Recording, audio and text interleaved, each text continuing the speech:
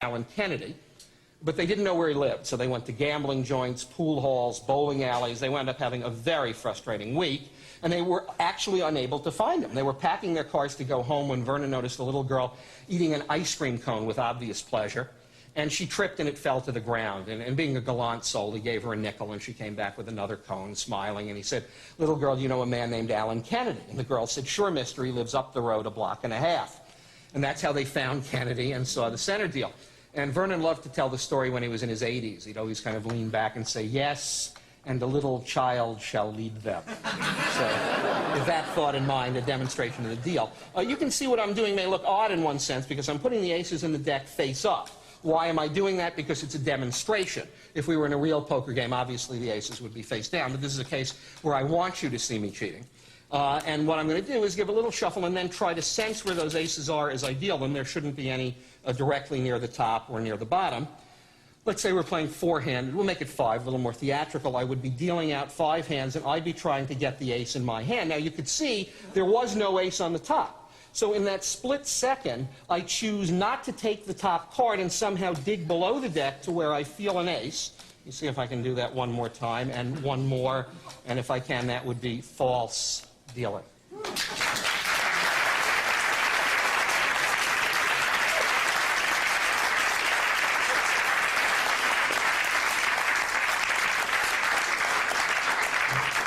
Well, as you George Bernard Shaw fans know, he said every profession is a conspiracy against the laity. Jeff, I want to thank you very much for helping. Larry, a nice hand for these fellows. Thanks so much.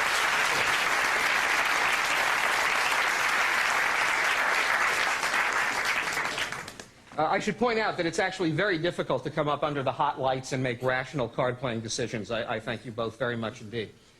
In the course of that demonstration, I mentioned 2 people who had a profound influence on my life. Charlie Miller and Di Vernon. They both died just a couple of years ago. Charlie was 80, Vernon was 98. The reason that I moved to Los Angeles more than 20 years ago was to spend what I thought would be a few years with these men, and it turned out to be 2 decades. And not only did I have the great pleasure of watching them perform, they also would regale me with stories of the sleight of hand artists that they saw when they were younger. And I think the name that was mentioned more than any other was the name of Max Malini. Malini was born in Austria-Hungary in 1873. He immigrated to the United States, to New York, as a small boy and began to make his living. He showed great promise with sleight of hand by busking in the most notorious bars along the Bowery, literally passing a hat for nickels and dimes. And he got so good at this that he was ready to branch out. And in 1902, he went to Washington, D.C. He had no advanced bookings, but as luck would have it, the first day he was in the Capitol, he noticed Mark Hanna on the steps of Congress, very prominent senator of the day. There was much less security than there is now, and he literally ran up to Mark Hanna and suddenly swooped down and bit a button off his suit coat. And before people could grab him and take him away, he made one of those magical passes, and when the senator looked down, the button was now sewn back perfectly in place. So instead of being arrested as a lunatic, he received a lucrative engagement, and his career was made.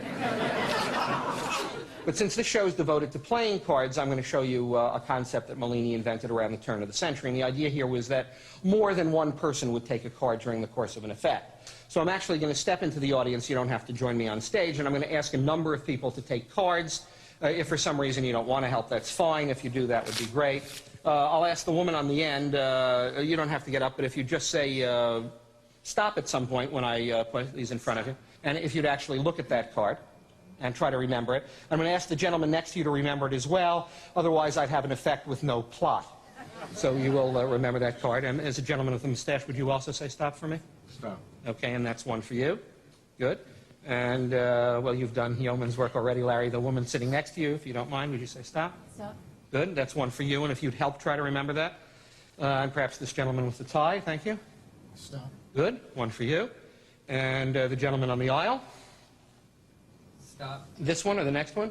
The next one. The next one, that's fine. So I've had a number of cards selected. I was just thinking that also a pleasure living in Southern California is I've gotten to know Ozzie Malini.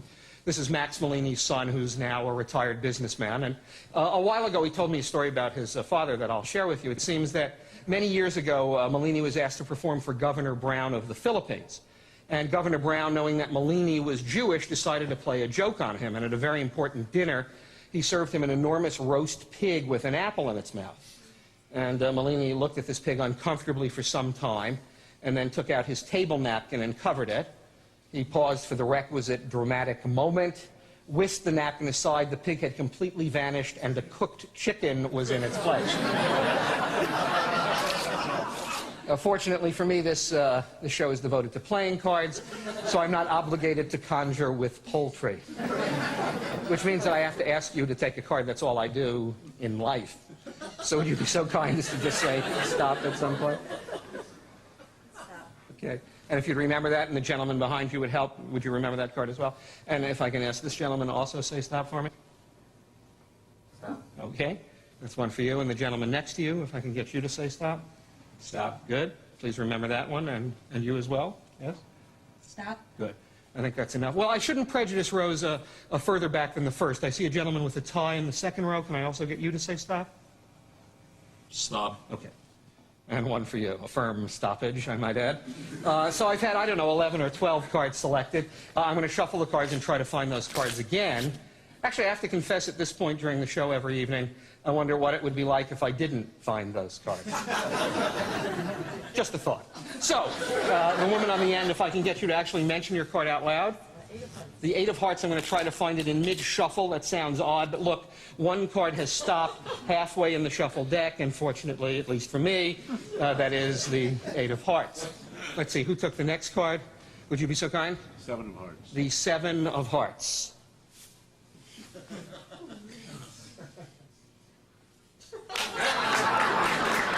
Good.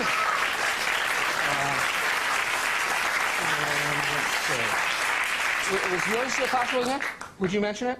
6 of spades. 6 of spades. We're going to try to get the deck to sort of shoot out and cut itself right at your card, which is the 6 of spades. And yours, sir? 7 of diamonds. The 7 of diamonds, from the 6 to the 7 of diamonds. And the gentleman on the end? 10 of spades. The 10 of spades. We're going to find the next card by means of a simple cut. And that is the ace of clubs, the card the woman on the aisle took. Your ace of clubs. Your card was... You're shaking your head no? No. Ace of clubs? What was it? 4 of diamonds. If you insist.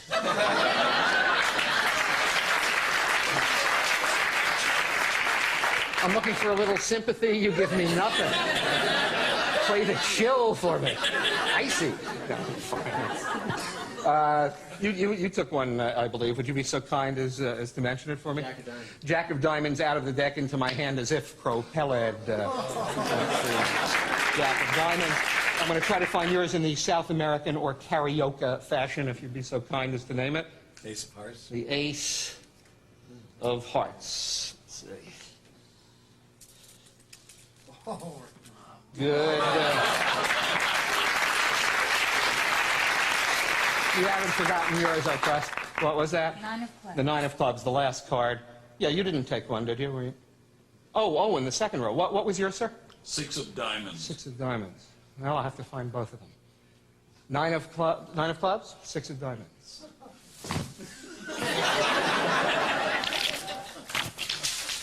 Your 9 of clubs, your 6 of diamonds.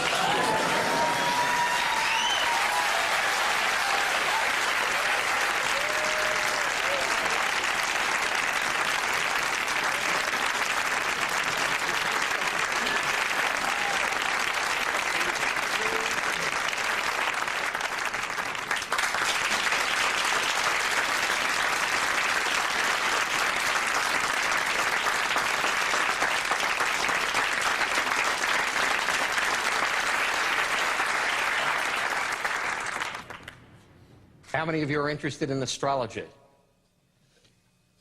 Well, there's the rousing response I was hoping for. I read in the newspapers that 71% of Americans read their horoscope. How come none of them ever come to the theater? I just made that up. You occasionally look at your horoscope? I only claim to be 90% correct, madam. Can I induce you to help me for a brief moment? Thank you. You'd have to have a chair. What's your step, please? Thanks. And if you would sit over there for me. I have to confess, that's perfect, that even when I do astrological experiments, I also use playing cards. There's a surprise. So if you'd be kind enough to examine them for me, take a good look at them. And when you think they're okay, you can kind of spread them face down on the table. And please do that. And then slide out a card from the middle somewhere. That will be your card. Don't show it to me.